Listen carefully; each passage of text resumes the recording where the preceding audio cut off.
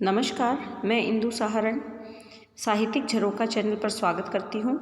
आज हम करेंगे नरेश मेहता की कविता अरण्यानी से वापसी भाग 4। इसके 3 भाग हम कर चुके हैं, जिसमें हमने जाना कि नरेश मेहता अपने सन्यासी की भावना का त्याग करके सनातन कर्म भूमि से जुड़ना चाहते हैं और अपने काव्य और भाषा के माध्यम से समाज में बदलाव लाना चाहते हैं।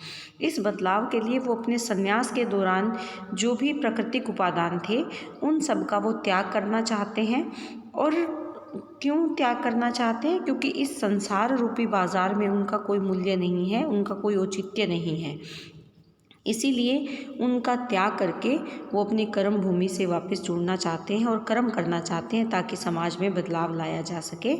इसी बात को लेकर या इसी विचार को लेकर हम आगे की व्याख्या प्रारंभ करते हैं। यहाँ पर वो क्या कहते हैं, मेरी अरण्यानी युधिष्ठिर की भांति आग्रह करना ही होगा कि मुझे अकेले नहीं पूरी मानवता के लिए, सृष्टि मात्र के लिए स्वर्ग का परिवेश स्वीकार होगा। इसमें क्या है कि युधिष्ठिर ने क्या किया था, युधिष्ठिर को जब स्वर्ग दिया गया था तो युधिष्ठिर ने अपने लिए स्वर्ग नहीं मांगा था, अपितु उन्होंने, ईश्वर ने जो उन्हें प्रस्ताव दिया स्वर्ग में परिवेश का, तो उन्होंने इस बात को महत्व दिया कि संपूर्ण मानव जाति के कल्याण के लिए मुझे अकेले स्वर्ग नहीं चाहिए, अपितु उस स्वर्ग में परिवेश का अधिकार सृष्टि मात्र के लिए, सब के लिए होना चाहिए, संपूर्ण मानवता के लिए होना चाहिए। इससे कम वो नहीं चाहते थे, यानी इससे कम कामना उनकी नहीं थी। युधिष्ठिर ने आग्रह किया था कि मुझे जो स्वर्ग दिया जा रहा है वो केवल मुझे ना देकर संपूर्ण मानवता के लिए होना चाहिए, बिल्कुल उसी प्रकार मुझे भी इस आग्रह को करना होगा, मुझे भी इसी प्रकार का प्रयास, अनुरोध या निवेदन करना होगा कि मुझे अकेले कुछ नहीं चाहिए, बल्कि संपूर्ण मानवता के लिए मुझे संघर्ष करना होगा। जिस प्रकार युधिष्ठिर ने संपूर्ण मानवता के लिए स्वर्ग का प्रवेश द्वार स्वीकार किया था, उससे कम में वो प्रसन्न नहीं थे या उससे कम उन्हें नहीं है। तो इसमें वो क्या कहना चाहते हैं अपनी अरण्यानी से कि मुझे भी युधिष्ठिर की भांति अनुरोध करना होगा कि मुझे अकेले नहीं चाहिए, अब अकेले के लिए कुछ भी नहीं चाहिए, पूरी मानवता के लिए ही चाहिए। जो स्वर्ग का प्रवेश है उसमें मैं अकेला नहीं, अपितु कल्याण की कामना, मेरे अकेले व्यक्ति के, सिर्फ एक व्यक्ति मात्र के कल्याण की मैं कामना नहीं करता, अपितु संपूर्ण मानवता के कल्याण की मैं कामना करता हूँ और इससे कम कुछ भी नहीं चाहिए, संपूर्ण मानवता का कल्याण ही मेरा उद्देश्य है। आगे वो क्या कहते हैं, इसीलिए मेरी अरण्यानी, मुझे यहाँ से वापस अपनी धरती, अपनी शाश्वती के पास लौटना ही होगा। इसीलिए, किस लिए? संपूर्ण मानवता के कल्याण के लिए मेरे संन्यास की भावना, अब मुझे यहाँ से वापस अपनी धरती, अपनी शाश्वती, जो शाश्वत सत्ता है, सनातन सत्ता है, वहाँ लौटना ही होगा, वापस उसी कर्म भूमि पर मुझे जाना ही होगा।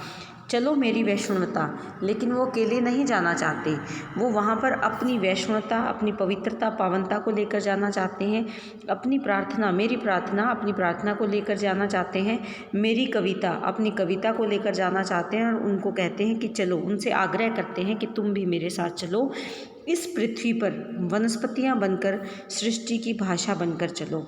और इस सृष्टि पर कैसे चलो, इस पृथ्वी पर कैसे चलो? वनस्पतियों के रूप में, वनस्पतियाँ पेड़ पौधों के रूप में, और इस संसार की भाषा बनकर चलो। जिस भाषा का संसार अपने भावों को अभिव्यक्त करने के लिए इस्तेमाल करता है, तुम वो भाषा बनकर चलो।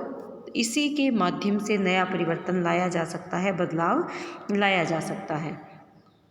प्रत्येक चलना अवतार होता है। क्या कहते हैं? प्रत्येक चलना मतलब कुछ नया सोचना, कोई नया कार्य करना, यही तो अवतार का मतलब यहाँ पर है बदलाव, यही तो बदलाव है। धूप सूर्य का, सूर्य की किरणें किस में बदल जाती है? धूप में। धूप हमें कौन देता है? सूर्य।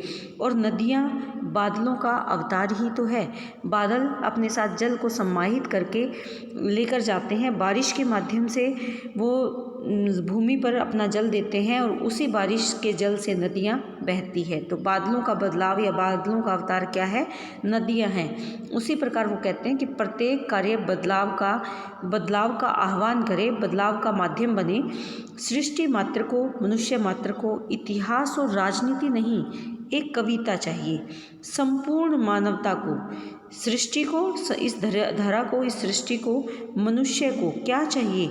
उसे इतिहास, अपने अतीत में जीना नहीं चाहिए, उसे राजनीति नहीं चाहिए, उसे राजनीति में जो भ्रष्टाचार है, जो राजनीति में जो कूट विचार हैं, वो उसे नहीं चाहिए। उसे क्या चाहिए? बदलाव लाने के लिए एक कविता चाहिए, जिसके माध्यम से बदलाव लाया जा सके, जिसके माध्यम से लोगों को उत्साहित किया जा सके। वो किसी अतीत से प्रेरणा प्राप्त नहीं करना चाहते, वो किसी राजनीति की कूटनीति या कूट चालों से बदलाव लाना नहीं चाहते, वो कविता के माध्यम से बदलाव लाना चाहते हैं। तो यहाँ पर क्या है कि अवतार यानी बदलाव होना ज़रूरी है। जैसे धूप सूर्य का अवतार है, नदियाँ बादलों का अवतार है, वैसे ही मानव को भी अवतार की आवश्यकता है, बदलाव की आवश्यकता है, परिवर्तन की आवश्यकता है। और वो परिवर्तन कैसे हो सकता है? कविता के माध्यम से वो परिवर्तन किया जा सकता है। व्यक्तियों, घरों, दीवारों और भाषाओं, सबसे कहना पड़ेगा कि उतार फेंको ये आग्रहों की वर्दियाँ।